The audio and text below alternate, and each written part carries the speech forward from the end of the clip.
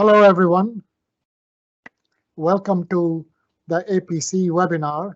This is jointly hosted by APC Microbiome Ireland, University College Cork, partnered with Crohn's and Colitis Ireland. Today is the World IBD Day. IBD commonly affects young adults and also children. But it can also start anew in older people. And of course, the increasing prevalence of IBD amongst young adults and children necessarily means that many of them gradually aging gracefully, and they of course become an important sector of people living with IBD. So it is my real pleasure to introduce Victoria Spillane. Victoria works at the APC Microbiome Ireland, but she's a very active member and office holder in Crohn's and Colitis Ireland. Victoria will be the MC for this entire event today. And take it away, Victoria. Thank you very much, Subrata. So good evening, everyone, and thank you for joining us at APC Microbiome Ireland for this year's World IBD Day webinar. I am very honoured to be here as your MC for this event.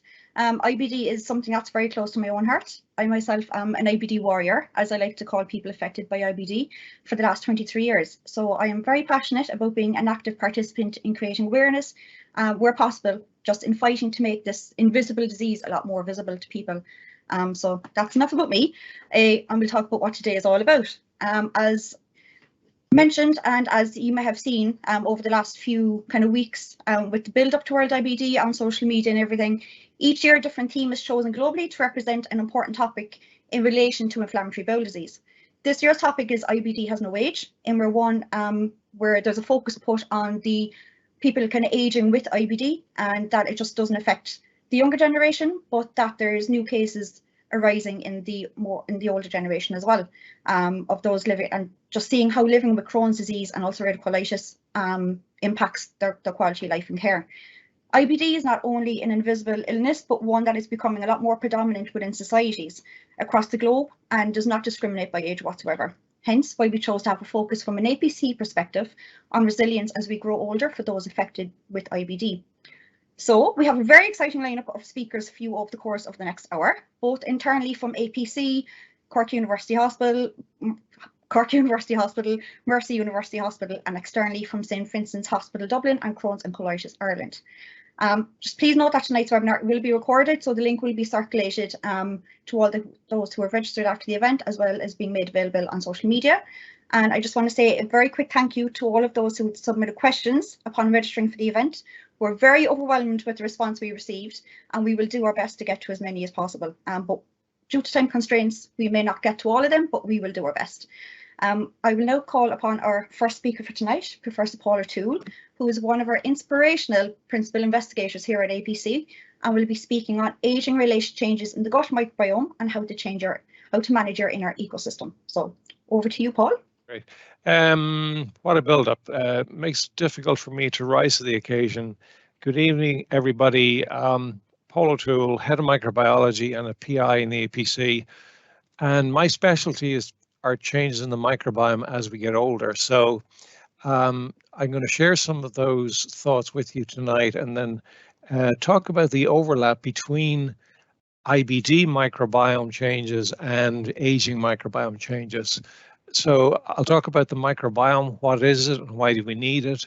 How is it involved in IBD? What happens to our microbiome when we get older? And most importantly, I guess, from a patient perspective, is what should I be doing to manage or protect my microbiome? If you have IBD, or if you have someone in your family with IBD, you've probably read about the microbiome. But essentially, it is a community of trillions of microbes which inhabit the human body, and they're on the body and in the body. And I like this illustration because it conveys the fact that we have this teeming community in our intestines. Now, as children, we're told to wash our hands and to avoid microbes at all costs. And of course, many microbes are pathogenic, but what's less widely realized is that we have this constant, in fact, permanent community of microbes inside our intestines, and they're important for our health because they do a lot of essential duties. So, for example, they carry out metabolism, and a lot of the foods that we eat are not available to the body until microbes in the gut break them down into smaller compounds which we can absorb and that we need for energy. The microbes are also involved in helping our immune defense and keeping it alert and making sure that we don't succumb to various diseases. And they're also involved in immunity regulation, sort of like a control thermostat controlling the degree of immunity that we display. And that's particularly important for IBD. And they also act almost as a catalytic converter, because in the gut, there are liberating compounds from foods which have antioxidative properties. So we absolutely need these microbes for our overall health. And we know from a decade of research that the human body has different microbiomes at different sites, and they all rejoice in complicated Latin names like Actinobacteria, Firmicutes, etc. And the good news is you don't need to know any of this stuff to learn about the microbiome in IBD.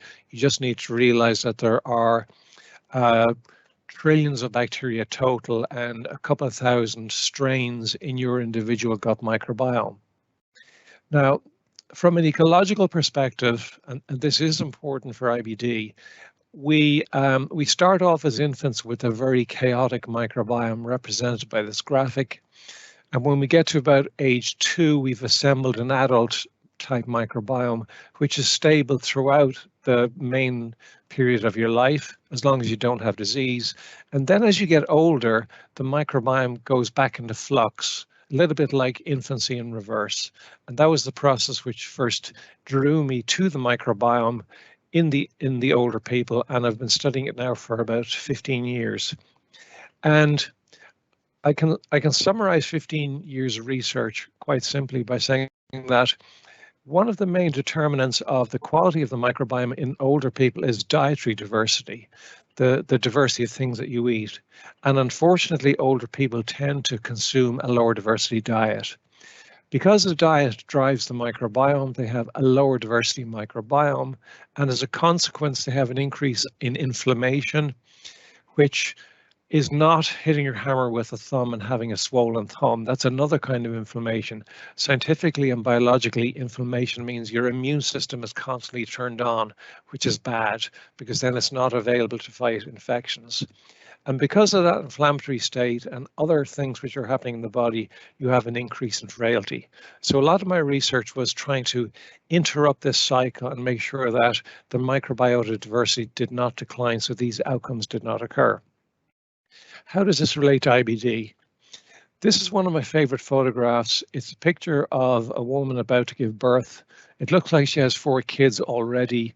If you can focus on the looks on the kids' faces, it's really fascinating. And in French, it's basically saying that since the time of the Great Flood, women had babies through a wall of pain. That's a very liberal translation. And nowadays, a birth event, sorry, my mouse is acting up. It may look something more like this, because in a lot of countries we have very high proportions of cesarean sections, up to 80% in some cities in South America, which is a staggering statistic. And microbiologically, when you look at the gut microbiome of these infants, their microbiome looks nothing like a naturally delivered, so-called standard vaginally delivered infant. Now, the reason I'm telling you this is because it feeds into what's called the hygiene hypothesis. And this is a famous scientific study published 20 years ago by Jean-François Bach. And what he was hypothesizing for the first time was that the graph on the left shows the decline in major infectious diseases from 1950 to 2000. And around the same time, the graph on the right is showing an increase in diseases, including Crohn's diseases. And these diseases can be broadly called immune dysregulation diseases. So what he hypothesized was, by getting rid of all the microbes which were programming our immune system by excessive hygiene, we ironically and paradoxically caused an outbreak of diseases caused by lack of immune regulation. And the consequence of that are diseases like IBD, and here we're looking at scopes of Crohn's and ulcerative colitis compared to a healthy scope. And I'm sure that Dr. John O'Grady will tell you more about the clinical aspect of IBD in a couple of moments. This complicated graph on the left is a diversity index for the microbiome, broadly representing how many different types of microbes you have. And the short summary is that in healthy controls, you have more microbes than you do in either Crohn's disease or ulcerative colitis, even if they are inflamed or non-inflamed. So people with IBD have a lower diversity microbiome. Now, the aging component, and I appreciate that this is a tricky slide. On this list, we have a large group of organisms, microbes. I warned you the names were terrible. And there's a heat map here showing whether or not their abundance is changed in IBD. And this is from a recent paper from our lab. And the important thing is actually these three letters at the bottom, because they stand for young, middle-aged, or elderly. And you can clearly see that the pattern of changes in the microbiome is very different depending if you're young, middle-aged, or elderly. So if you're targeting the microbiome as part of the IBD process, either as a trigger or a maintenance of disease, it's really important to ask what age the patient or the subject is, because people with IBD have different microbiomes depending on their age. I'm going to wrap it up by talking about the last part of my talk, which is what should I be doing to protect my microbiome? The first thing I want to say is I'm not a medical doctor and I'm not licensed to give medical advice, nor am I trying to do so. I'm making some general academic points. If you have IBD and you want to consider tinkering with your microbiome, it's really important that you talk to your GP or talk to your consultant, somebody like John or Subrata, before you do anything crazy with your lifestyle. But in general, and these comments apply to anybody interested in the microbiome, you should feed your bugs, not yourself. Now, that sounds a little bit crazy, and I've taken liberties with that, but you should treat your microbiome like a rainforest or a jungle. There's no point in going to the Amazon and helicoptering in bales of hay, because that's not what the animals in the Amazon jungle require, and nor do your gut microbes. And you don't need to do any research on this, because the Irish government and the HSE and the European Safe Food authorities have published food pyramids, which we should all have in our kitchen, and eat the stuff at the top of the pyramids in very small amounts and the stuff at the bottom of the pyramid in large amounts, of course, depending on the state of your clinical condition and if you can tolerate those foodstuffs. The second general recommendation is to control your own ecosystem, particularly as you age, because as you age, your overall body health is important for the function of your gut, and your gastrointestinal transit time, everything else being equal, will be aided by an active lifestyle. And this is an inspirational picture of the famous Mr. Singh getting ready for a marathon at age 100. That's an extreme example, but as I said, everything else being equal, walking, regular exercise will promote gut health and will encourage the development of a healthy microbiome. And lastly, some of you will have kids or some of you will have grandkids.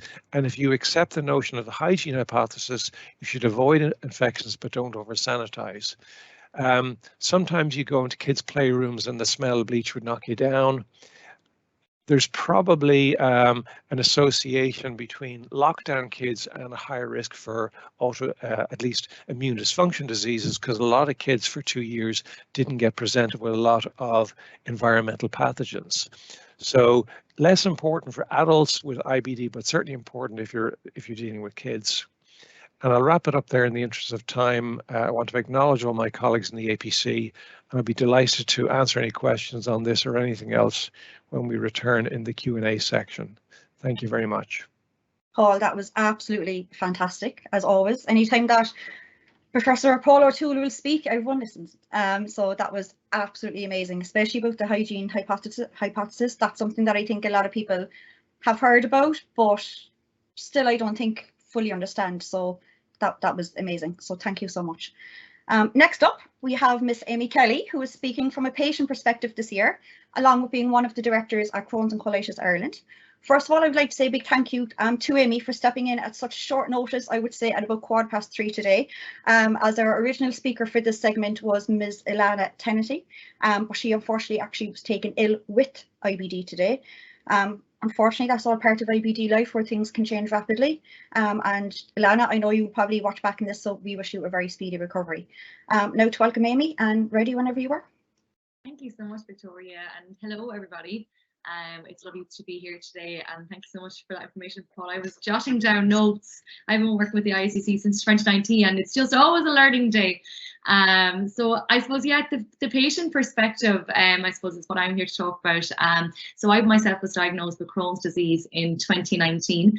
And for those of us who have had a diagnosis of Crohn's or colitis or IBD, you know, it's not just we wake up one day and all of a sudden we go to hospital or we get it checked out and then we move on with our lives. It's usually been quite a long and oftentimes a very traumatic journey, and I was definitely one of those. So for years beforehand, I had various symptoms, but putting them down to other things like, you know, I'm run down, I'm just really busy, I was working a busy job, all of those kind of day-to-day things that can come up. And I suppose the year before, the summer before, I was told I might have IBS. I started to get blisters in my eyes. I was going traveling for a couple of months, so I was getting things checked out. And thankfully, when I was traveling, I was well. When I came back, I started to get the blisters in my eyes again, and was told that it might be because I was looking at screens after a couple of months of not looking at screens, which usually gives people a bit of a laugh because it's a bit of a random one. And then unfortunately I started getting ulcers in my mouth. You know, symptoms start to really kind of increase rapidly. But not so much to the sense that I thought that something was seriously wrong. They were all individual. So when the ulcers in my eyes went, the blisters, the blister in my eyes went, the ulcers in my mouth arrived, and then they would go, and then some pain would arrive, and then there'll be blood in my stool, and, you know, different things I suppose kept cropping up. But you know, I didn't have the symptom of running to the toilet. I had the opposite actually. I would have suffered with constipation, and it would have been very excruciating, painful. Going to the toilet, and then the bloating, of course, as well, and the general pain that I would have had as well in my tummy. So that kind of brought me up until, like, say, the Christmas, and that Christmas I just remember crying all the time and just feeling not myself at all. And then I kind of pushed through for another couple of months, and in the beginning of March, I went to the GP because I suppose at that time I couldn't stand up, I couldn't tie my shoelaces, anything like that. It was really bad.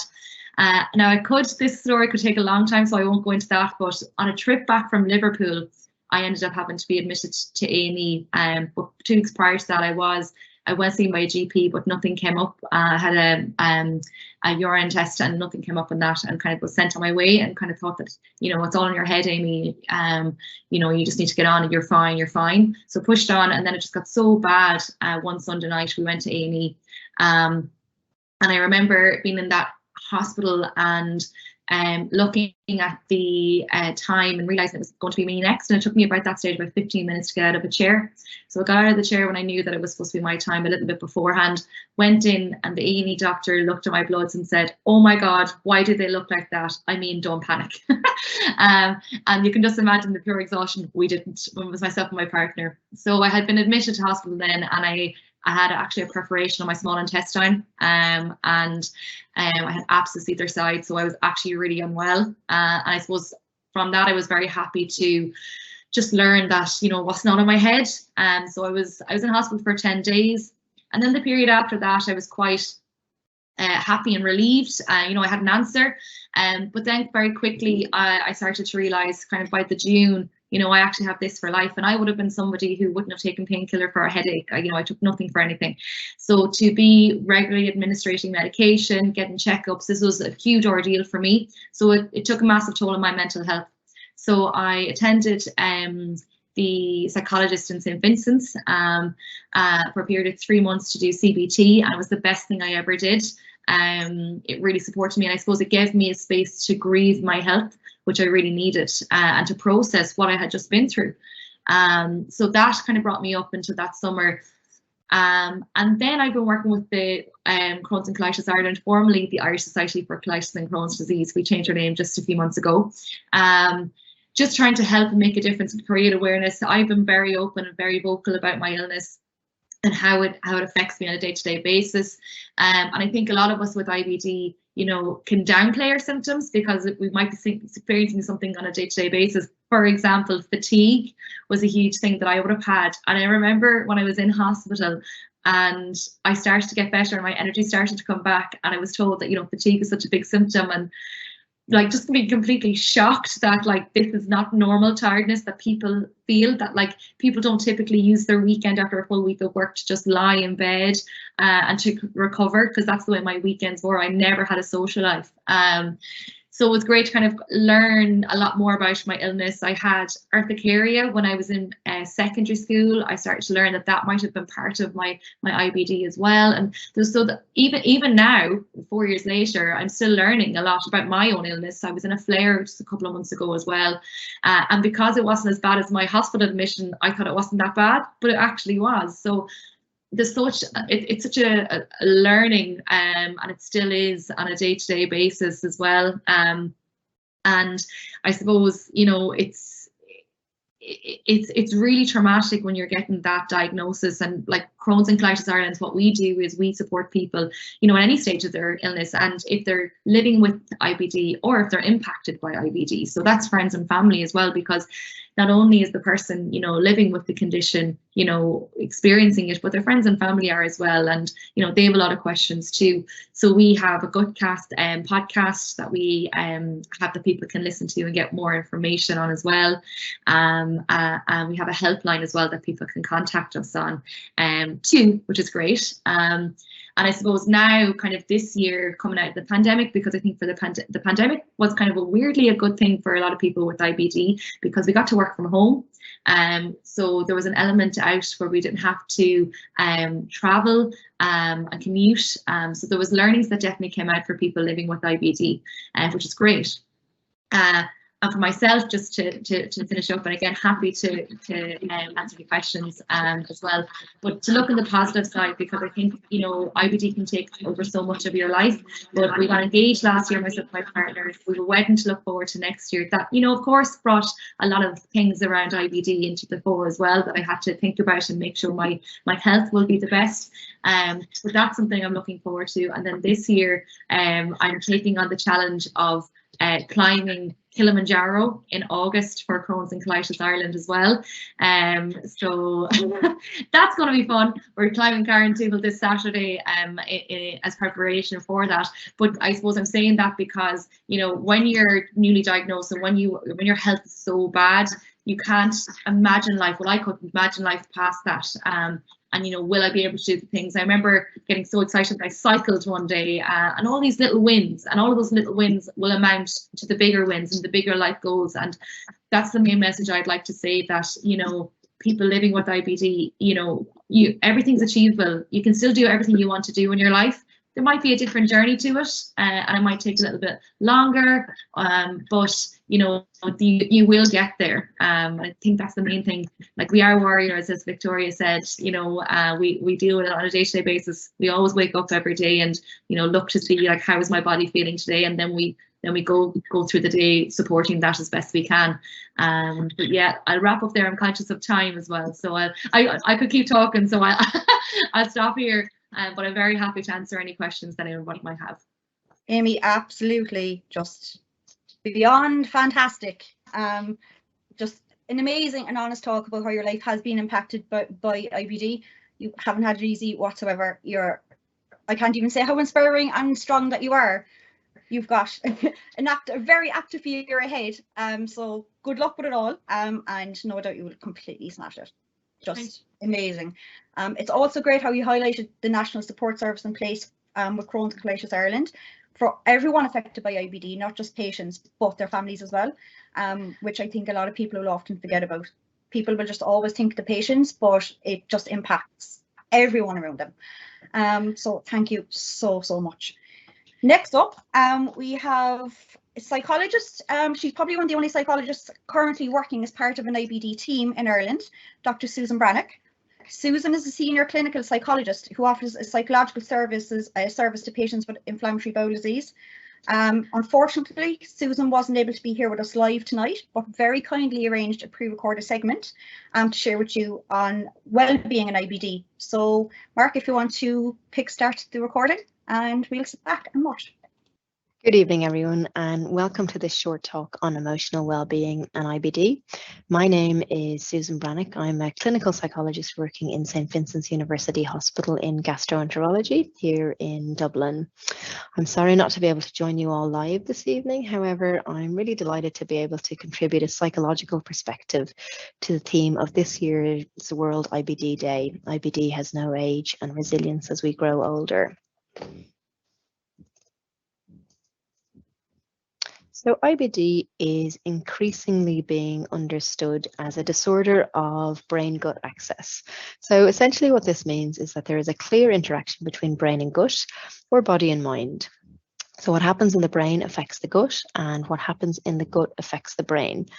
So we know that people living with IBD are at a higher risk of developing anxiety, of depression, and potentially of trauma compared to the general population. We also know that psychological ill health can impact on disease course. So thinking about things like disease activity, like flares, hospital admissions, and surgical outcomes. We have evidence too, however, though, of the benefit of psychological interventions in IBD and how these can help people overcome distress and continue to live well doing the things that matter to them, regardless of their physical health. So interventions like cognitive behavioral therapy, mindfulness, compassion-focused therapy, acceptance and commitment therapy, as well as having a really strong evidence base for the general population, are also having an evidence base for support for people living with inflammatory bowel disease. And psychological interventions can help in developing resilience too, the theme of our World IBD Day today. And resilience certainly has been shown to impact on psychological health, a moderating factor on the likelihood of developing something like anxiety and depression, or how severe those experiences might be. So I would define resilience here simply as the ability to bounce back from adversity and to adapt to new challenges. So if psychological interventions do support with resilience, are they widely available for people with IBD? Despite best practice guidelines, many people living with Crohn's and colitis are not getting access to psychological care as part of their routine IBD management. Now, this is even more true for older people who might have several other long-term conditions as well as IBD, and whose psychological health needs are often under-recognised. So we know that from the research. And often, if they are recognised, they could be over-medicated. So the question I would think we need to consider this evening maybe is, how can we build resilience and access to help when it's needed in the health structures that we're currently working within? So resilience includes loads of different aspects, which I don't have time to go into today, but the one I want to focus on is social support and relationships. And certainly as we come together to mark World IBD Day, I think it's important to think about relationships and how they interact in our lives. So we all have two key relationships: the relationship that we have with ourselves and the relationships that we have with other people. So starting with the relationship you have with yourself, a first step in building resilience is knowing yourself, identifying when things are not okay, so you can make a plan of what to do next. And certainly a central part of living with IBD is knowing yourself, knowing your body, your gut, what's normal for you and what's not. And I would really say the same applies to your emotional well-being. What to look out for in terms of older age and IBD. If we think about maybe common symptoms of a flare, for instance, in older age, so constipation, pain, changes in appetite, fatigue, these all could be a sign of disease activity, but they could also be signs of depression, for instance, in older age, especially if they're accompanied by feelings of guilt, not enjoying life as much, and so on. So it's really important to be curious about what's normal for you and noticing if things change, and how your health and how your gut is, and how you feel about yourself. And certainly for healthcare providers too, to be curious about the psychological well-being of their patients. So asking about psychological as well as physical experiences and symptoms. But coming back to your own curiosity, so how you do this is really important. This brings us back to the relationship that we have with ourselves. So how you relate to yourself, to your body, to your physical health. This means being curious about yourself in ways that in the same way that you might be about a loved one. So watching out for self-blame or criticism. So having a flare isn't your fault. Doesn't mean that you've done something wrong in your management of your condition. So really kind of questioning if you would talk to yourself, or sorry, if you would talk to a partner or a grandchild or a friend in the same way that you might talk to yourself at times. And if you wouldn't, why not? Kind of maybe wondering about that. So is there an impact of how you talk to yourself, how you are with yourself on how you feel? I guess what it maybe relates to is treating yourself with kindness as well as accountability. That's a self-compassionate approach. And certainly we know in the IBD research area at the moment, self-compassion is developing a good evidence base to support people living with Crohn's and colitis overcome psychological distress. So this leads us to asking for help. Resilience really is not a DIY job. It certainly does involve building skills, but it also involves support from and connection with others. A theme that often comes up in my clinical work is the fear of being a burden to others. And because of that fear, people often keeping struggles to themselves, to not wanting to bother or worry anyone. This is something I encounter a lot with older people living with IBD. I would say if that theme resonates with you now as I'm speaking through it, I'd invite you to really try to remind yourself not to believe what your mind is telling you in those darker times about being a burden. It is really not being a burden to ask for help. We all rely on each other in different ways and at different times. It's important to talk to your healthcare team about how you're doing with your emotional health, as well as how your gut is. That's why we're here, and certainly why I'm here and why my role exists. So there's acknowledgement of the importance of that psychological health as part of living with IBD. And doing that, having that conversation, is likely to open up opportunities for things to be better. In fact, some studies suggest that when older adults do have psychological therapy, they have better outcomes than younger adults. So it's certainly something worth exploring. So the other key relationship is the relationship that we have with other people as part of resilience. Living with IBD, as I'm sure many people listening to this will know, can be isolating at times, and age can increase the likelihood of experiencing isolation or loneliness. Loneliness isn't just an unpleasant experience, it can also have adverse effects on our mental and our physical health. Relationships and connection can break that cycle of isolation and loneliness. And that can be as simple as inviting someone round for a cup of tea, linking in with an organisation like Crohn's and Colitis Ireland, sharing how you feel with someone you trust, or asking your IBD team for help if you need it. Really, it comes down to the evidence again, which is really, really clear. The brain and the gut work together and affect each other. Emotional well-being is important both in and of itself, but also because of the role it plays in gut health. So just to sum up, resilience is part of emotional well-being, and it's underpinned by relationships.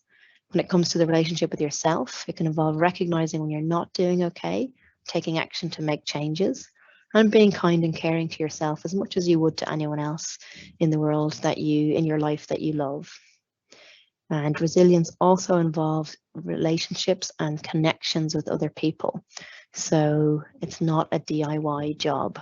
So reaching out in whatever way is best going to meet your own needs, and you're going to be the best judge of that. All for the purpose of continuing to have a meaningful and a satisfying life with IBD at any age. And that concludes my very short overview of emotional well-being and IBD. Thank you so much for taking the time to listen to this talk. Sorry, I'm not around for questions later on, but certainly if you do have any questions about my presentation, feel free to drop me an email. Thank you so much to Victoria for inviting me to be part of the event this evening, and to everyone at the APC team for supporting the pre-record. And yeah, enjoy the rest of the seminar. Thank you all very much. Thank you to Susan for a very impactful piece, as I'm sure we can all agree that our well-being has become equally as important to us as our physical well-being. Something that I think that we all learned, particularly over the last 2.5 years. Very insightful, and as Susan said, if anyone does want to give her a quick email, feel free to do so. So thank you again, Susan, that was amazing. Finally, we have Dr. John O'Grady, who's an associate researcher with APC Microbiome Ireland and a well-known clinician at Mercy University Hospital Cork. John will be speaking to clinical care of elderly patients with IBD, which ties in perfectly with this year's theme, and one that is of vital importance for everyone to be more informed on. So take it away, John. So yeah, thanks for everyone for joining in. It's always tough to follow such excellent talks, but I'll do my best. And what I want to cover in this talk is how we manage patients with elderly onset IBD in a clinic setting, and what medical options are available to us. So elderly onset IBD is defined as IBD diagnosed over the age of 60. And I'm sure there's lots of people out there who would probably be offended at being called elderly or old at 60. But a lot of this really comes back to the bimodal distribution of IBD, where there's 2 peaks in diagnosis, around the 30 to 40 age group and a 60 to 70 age group when it's diagnosed, with symptoms possibly coming a bit earlier. And as you can see, a lot of our patients with IBD, both those diagnosed after the age of 60 and those who are living with IBD for much longer, up to 30% of patients now with IBD are over 60 years of age. And of those diagnosed over 60 years of age, up to 10% of those may be diagnosed in their 80s. So there is a risk for it throughout all of our lives, and those who are prone to developing inflammatory bowel disease. As we age, the differential for what's causing these symptoms is variable, and that differential probably gets wider with age, with lots of different causes like the ones described here. This isn't an exhaustive list, but just to give an idea of the different types of problems that can present and the different presentations of inflammatory bowel disease, which are slightly different in older onset IBD versus younger onset IBD. For example, in ulcerative colitis, there may be less bleeding and more constipation type symptoms, and with Crohn's disease, it tends to be more of a colonic manifestation of Crohn's disease rather than maybe the more typical ileocolonic manifestations we see in a younger age group. There also tends to be less fistula formation and less disease extension. Extraintestinal manifestations such as joint pains, back pains, eye manifestations, and skin problems, for example, may be less common in the older age group, and genetics seems to play less of a role in manifestation of inflammatory bowel disease.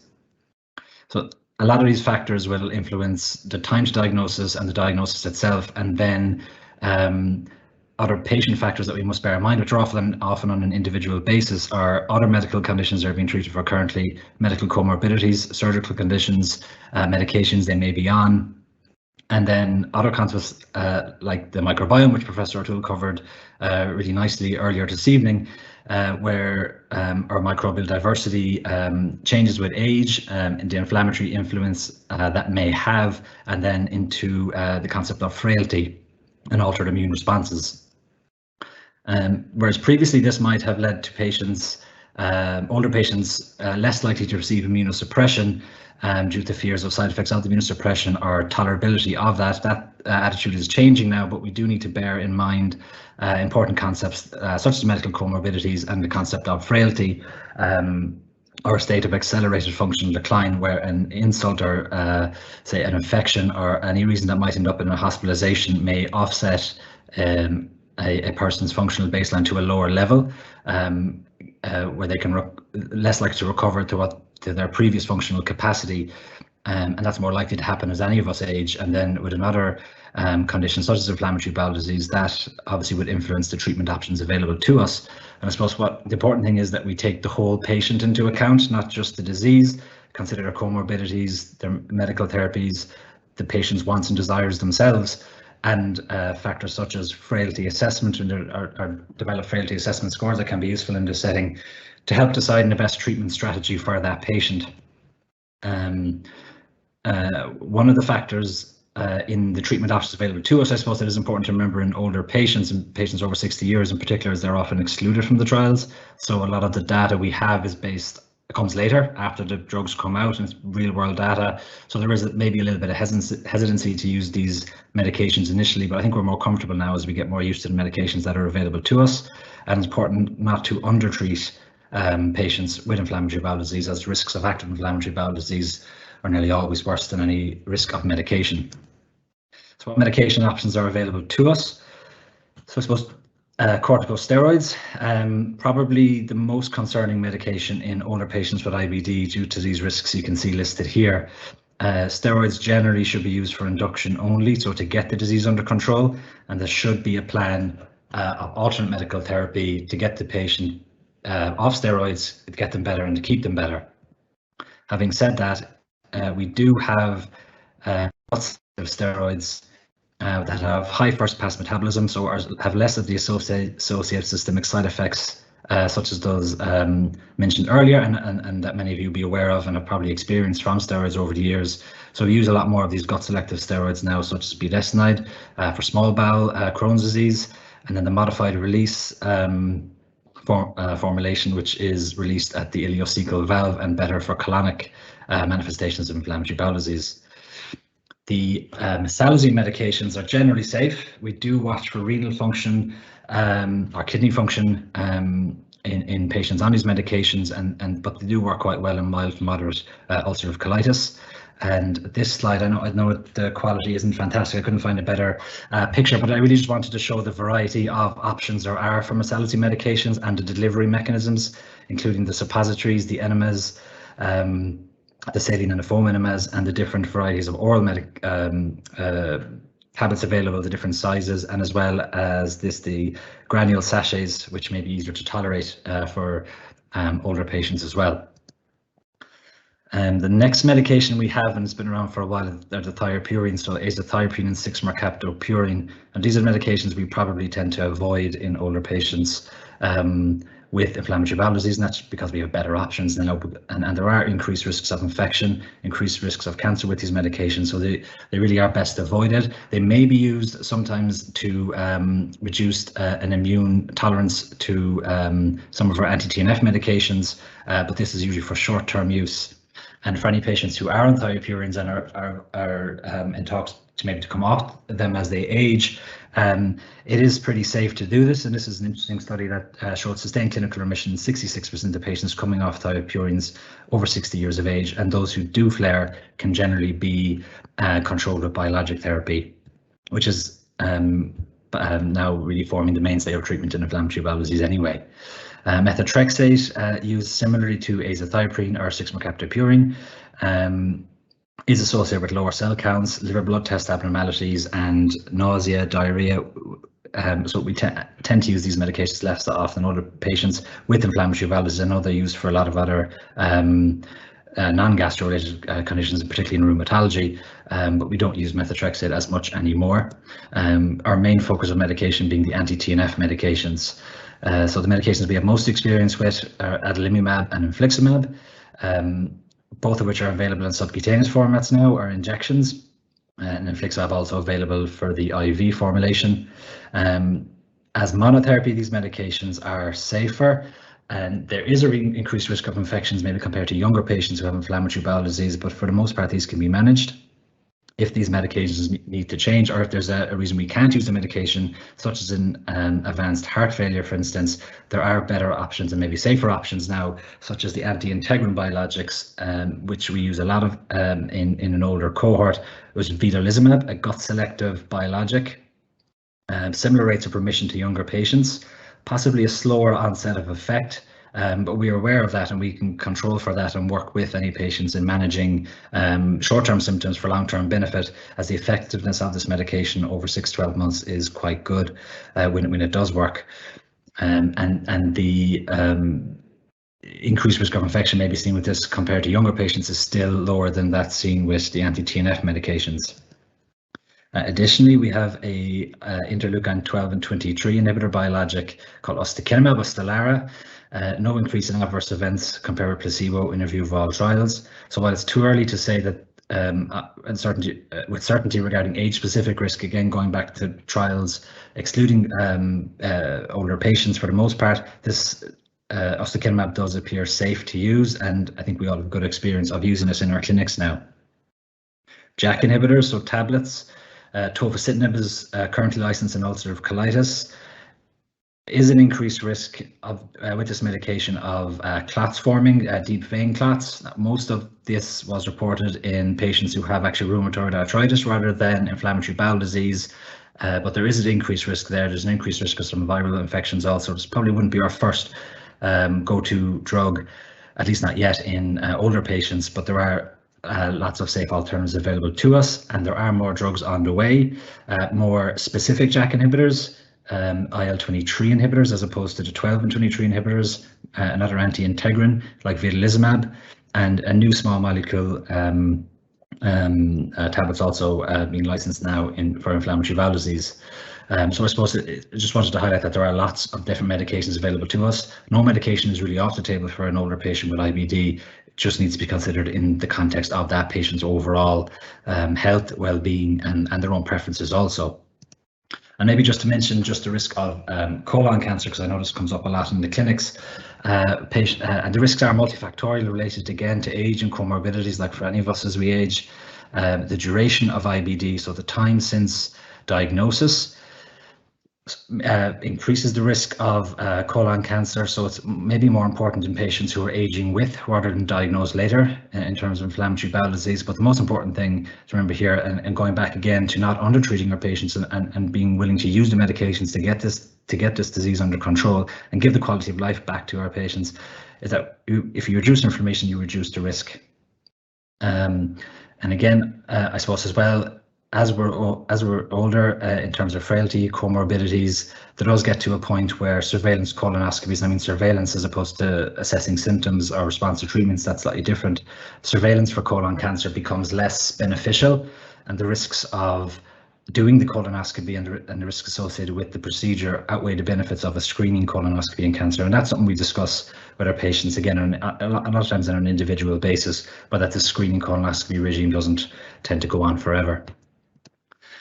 So really, I think in summary, I just wanted to highlight that there are additional considerations for older patients with IBD in terms of frailty, comorbidities, the differences in presentation, the differences in differentials of possible presentations. But it's important to remember that these medications we use now are generally safe. The patient's choice is dependent, and the patient's ability to deliver the medications themselves is obviously important. And there are more therapies on the way, so there's lots of options available for us now. So thanks very much for listening, and I'll hand you back now if I can. That was fantastic. Thank you so much. It's very comforting to know that we have clinicians such as yourself who provide a very high standard of care at all times, and along with that you do research as well into various aspects of Crohn's disease, ulcerative colitis, and just helping in the fight against IBD. So thank you so much for that.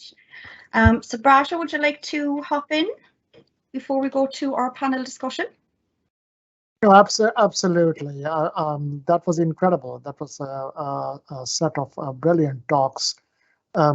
So in the panel discussion, I think we'll try to answer the questions as you said, but I must say that I always reflect on the fact that despite caring for patients living with IBD for well over 25 years and researching, trying to find better treatments and potential cures, I'm still struck by how many questions we have and how little answers we have. And our real goal is to change that balance so that we have more answers and less questions. So that's a good moment to hand over to Victoria to go into this question and answer session. Absolutely. So everyone at the ready. I just want to say a quick thank you to all of the speakers first though. You were all absolutely amazing. So I'm going to throw this one out to the floor, so whoever wants to grab it, feel free. The first one, because obviously we always get a lot of questions anytime that there's a webinar or events or anything like that about IBD and diet. And I know, Paul, you spoke to it in your talk earlier, but one of the questions that did come up a lot is processed food bad for us? Go ahead, Paul. Yes, of course it is. One should try to maximize one's intake of ideally sustainably produced, minimally processed food.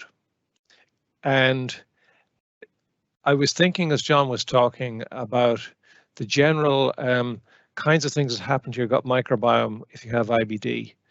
And you have an increase in the proportion of bacteria which are pro-inflammatory and a loss of bacteria which are anti-inflammatory. The anti-inflammatory bacteria are responsive to fiber in your diet, and the pro-inflammatory bacteria, the bad bacteria, are responsive. In other words, they're promoted by simple sugars.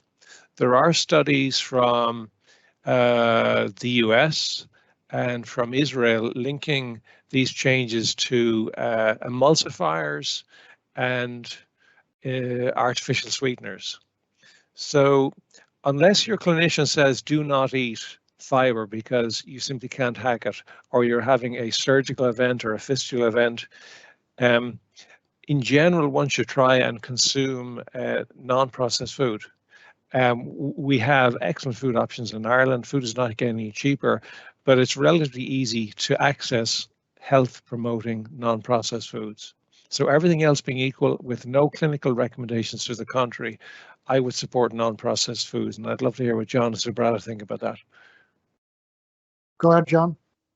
Yeah, I agree. I'm all about the fiber as well. I think the more fiber you can get in, the better. I don't really think there's probably an upper limit. I know guidelines would tell us there is, but the more you can tolerate, probably the better.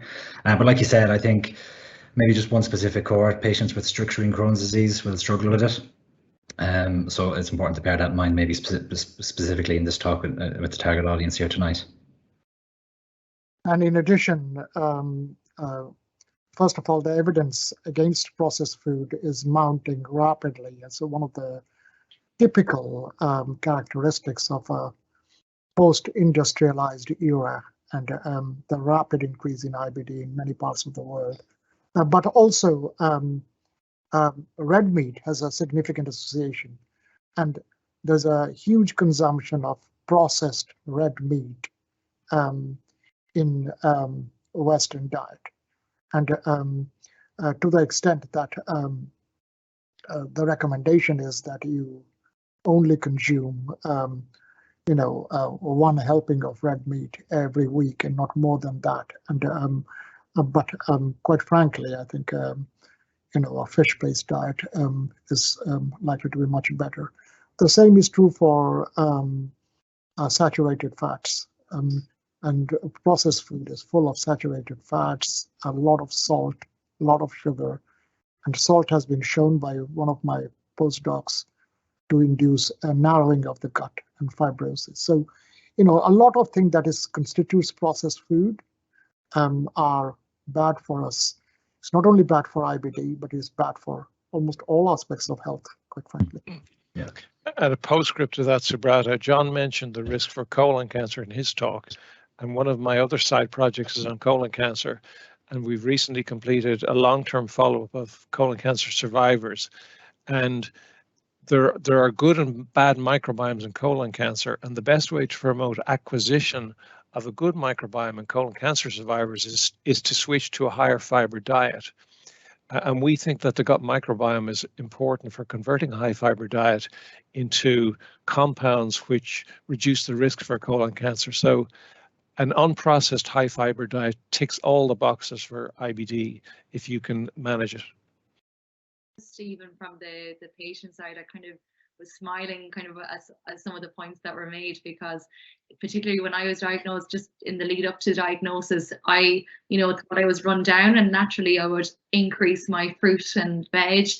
But that was obviously contributing to my pain at the time. I wasn't able for the fiber. So I would treat myself to a McDonald's on a Friday, and I was saying to my partner, why am I fine after this terrible food and not after fruit and veg? But it was because there was obviously nothing in the unhealthy food. But even, I suppose, I've gone on a journey from a diet perspective. There's no food that I technically can't have. I know a lot of people do have.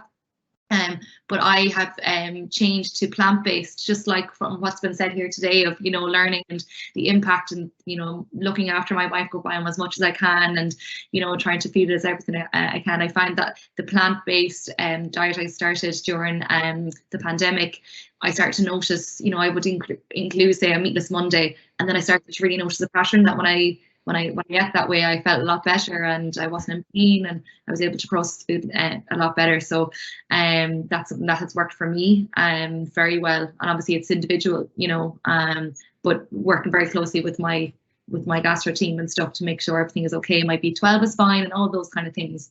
But I do increase a little bit of fish as well. Subrata, you'd be happy to know, every now and again. Vegetarian options aren't great when we eat out, so we still include the fish. That's great, thank you. We are going to change it up a little bit. Amy, this might be more your area, but feel free, guys, if you want to jump in. Another question that came in is, how do I deal with feeling different to everyone else around me that don't have an illness? Which I think a lot of people do feel different, and you can see your friends out and about or your family and you're sitting down and saying, why am I so different? So what do you think, Amy? Yeah, I think it's a tricky one because, you know, like the thing I go to first is, you know, it in any way sounding cliche, but I genuinely mean it, is you just really have to be kind to yourself. And, you know, it came up in Susan's talk there of, you know, the guilt and the feeling of being a burden and putting yourself down. And, you know, there's such a psychological effect of living with IBD, and, you know, I was on that journey too. When you have so many emotions, usually it's relief when you first get that diagnosis because you've been on a journey to date, and then you're processing, you know, what it's like, and you know, it does bring up emotion, particularly, you know, if you have to miss something, you know, if plans don't go well, or, you know, it affects your life so big. You know, and I know technically we have an illness, but you're not different, if that makes sense. You know, you're not different. You know, you have, I suppose, something else in your life that you have to incorporate into your daily routine or your daily life. But kind of going back to what I said in when I was speaking earlier, that, you know, I started to realize that, okay, I have IBD, but IBD doesn't have me. And I've said that on our podcast an awful lot, you know, and it's about kind of, I suppose, allowing yourself that time to come to terms with that, you know, and allowing yourself, I suppose, you know, this is something I have to live with. And look, it is something for now anyway that we will have for our lives. And it's just making the allowances for that, being kind to yourself.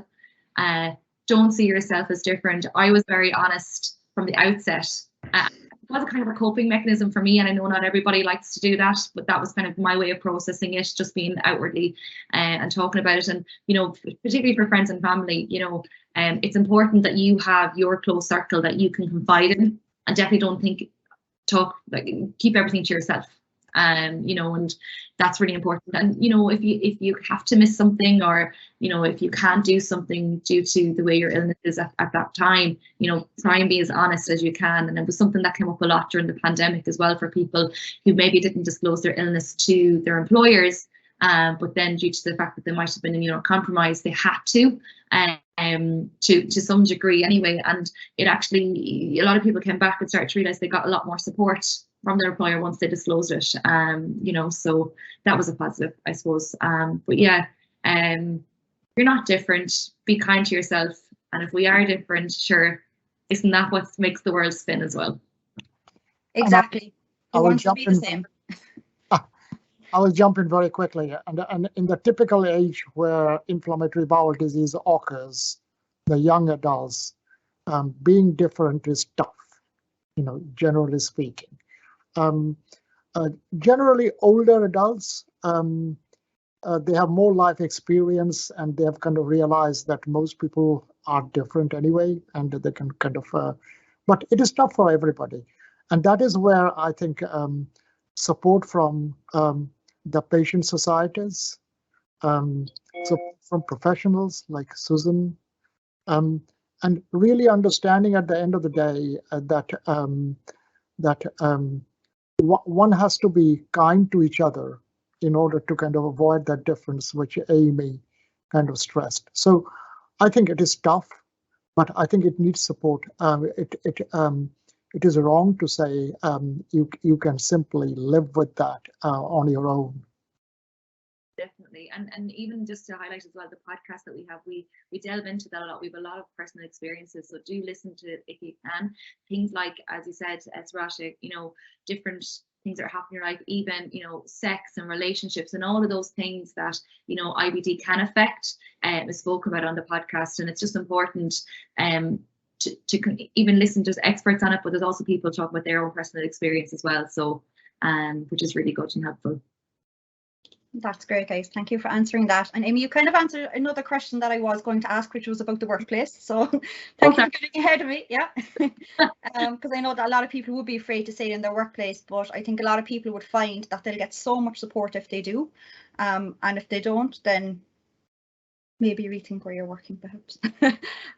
Right. So the next one that I have here is, what is some of the latest research going on in IBD? Who wants to start? I mean, maybe I will start on this. There's a lot of research going on in IBD. From now, for the next 7 years, there will be 2 new drugs coming every year to treat inflammatory bowel disease. That's a remarkable advance. So very excited about that. But the real drawback is we still haven't been able to cure it. You have to continue to take the drug, and a best possible scenario, only 50% of people will be well, as we call wellness, despite, on the drugs. The other 50% are imperfectly controlled. So a lot of advance, but a lot of challenges. But one of the biggest area of advancement has been understanding the microbes and microbiome, and maybe Paul can make a comment on that before. Yes, of course. We have a consensus of the kinds of things that go wrong in the microbiome when somebody is living with IBD, and a lot of effort is focused on trying to fix the microbiome. And one of my friends and colleagues, Fergus Shannon, talks about broken host versus broken biome. Which do you fix in the case of IBD? And the honest answers we're not sure yet, because what has been mentioned tonight are genetics, in that there are some genetic loci which make somebody more likely to develop IBD. And they're probably just a sign that their immune system is more likely to flip into the broken mode. And the consensus appears to be that IBD is caused by an inappropriate immune response to normal gut microbes. And we're trying to figure out how to reset that. And one of the clumsiest attempts was to use fecal transplants, which is the idea of, well, let's change the person's microbiome in its entirety. And that has not been particularly successful. It's been successful for a disease John mentioned, C. diff, and it's been moderately successful for IBS, but not really convincing for IBD. So people are trying to develop more targeted bacterial therapies with individual organisms, some of the key players which are known to be depleted in IBD, and they rejoice in ridiculous names like F-Prau and Roseburia, etc. And it's probably a case that for individual people with IBD, because their microbiome is broken in different ways, they need personalized therapies. So that's what we're going to be looking at over the next 5 years. Perfect. That's, as I said, working at APC, it's every day, you hear so much research going on and everything. And as someone with IBD, it's just amazing. It really is. So Paul, thank you for all the work you do. Subrata, John, everyone. For all the research that you do. It's, as I said, myself, Amy, other people here listening, it's very comforting to know that you're doing so much amazing work. We have one last question here, and it's one that a lot of people ask, and it's, how can we prevent having flare-ups? John, would you like to take this one? Yeah, it's difficult, I suppose, because a flare-up can happen for lots of different reasons for different patients. I think it's probably best about preventing flare-ups, but it's getting disease under control, getting into remission, and whatever current medication available to us, or combination of medication that are currently available to us or will be available to us in the future, that keep that disease under control. And then some patients can identify triggers that may set off a flare for them. It's a lot of times it's an individual basis, and as best they can, trying to avoid those. Dietary input is important. Simple lifestyle measures, exercise, sleep, all those factors are hugely important to, keep the whole patient well, not just in terms of inflammatory bowel disease. But I think in terms of preventing flares, I think it's really about the balance of medications that works for that patient in keeping things on, keeping the disease in remission under control for as long as possible. And it's up to us to be proactive about that. So close disease monitoring in terms of fecal calprotectins, which I'm sure a lot of you are aware of doing, colonoscopy surveillance, clinic follow-up, imaging if it's needed depending on the location of the inflammatory bowel disease, and awareness of the symptoms as well, so that if there is a flare developing, that we can get in early and treat it early with the safest medication options available to us. So I think that is a very, very comprehensive answer, and our approach has been to find effective drugs that fit a particular patient and try to detect a flare before the symptoms actually become manifest using things like stool calprotectin.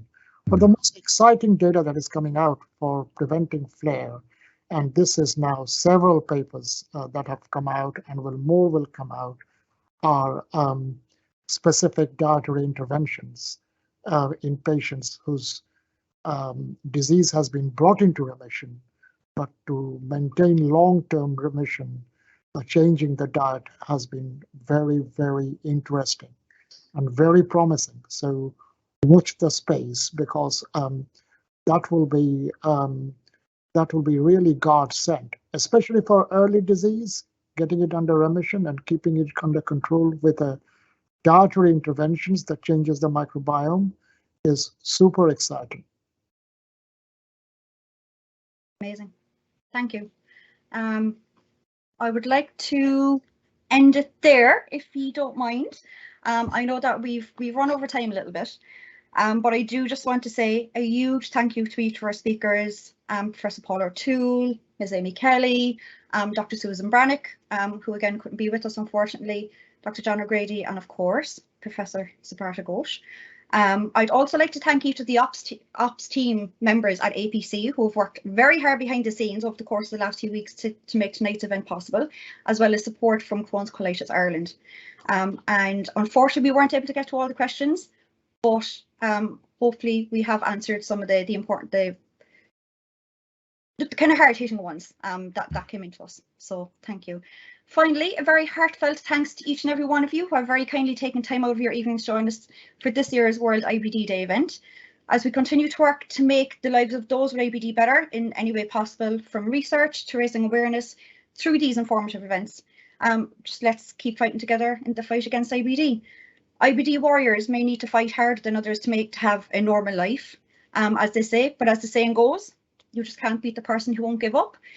And in the words of Taylor Swift, life isn't how to survive the storm, it's about how to dance in the rain. So please stay resilient, never give up hope. Thank you all. Good night. Until next year. Thanks, Victoria. Thanks, guys.